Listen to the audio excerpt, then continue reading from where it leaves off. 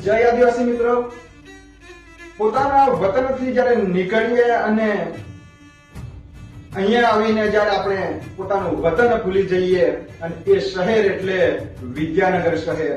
આણંદ વિદ્યાનગરની અંદર રહેતા સમગ્ર ગુજરાતના વિદ્યાર્થીઓના એકતાના પ્રતીક સમા આ શહેરની અંદર જ્યારે આવવાનું થાય ત્યારે આનંદ થાય છે.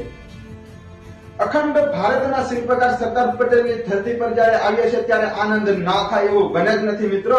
પણ જ્યારે વિદ્યાનગરમાં આવીએ છીએ જૂની યાદોને જ્યારે તાજી કરીએ છીએ ત્યારે એક વાતનું દુઃખ થાય છે મિત્રો કે જે હજારોની જિંદગી બનાવનાર બાબા સાહેબ હોસ્ટેલ અત્યારે બંધ અવસ્થામાં પડી છે.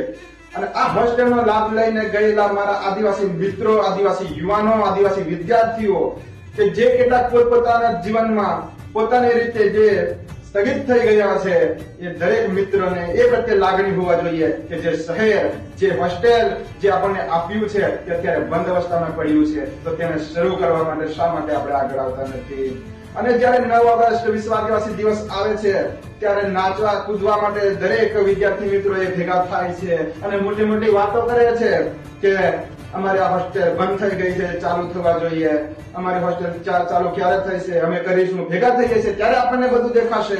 પણ અત્યારે આપણે બધાએ ચૂપ થઈને બેઠા છે અને આપણા દરેક પ્રતિનિધિ છે એ દરેક જિલ્લાના પ્રતિનિધિએ આપણને હોસ્ટેલ કે ચાલુ કરાવવા માટે કોઈ આગળ આવ્યા નથી. અને એ પણ ગેરંટી આપીએ છે કે જે પ્રતિનિધિ જો હોસ્ટેલ ચાલુ કરાવવા માટે આવશે અને હોસ્ટેલ ચાલુ કરાવશે એનું ખુલ્લા રસ્તા પર સન્માન કરીશું.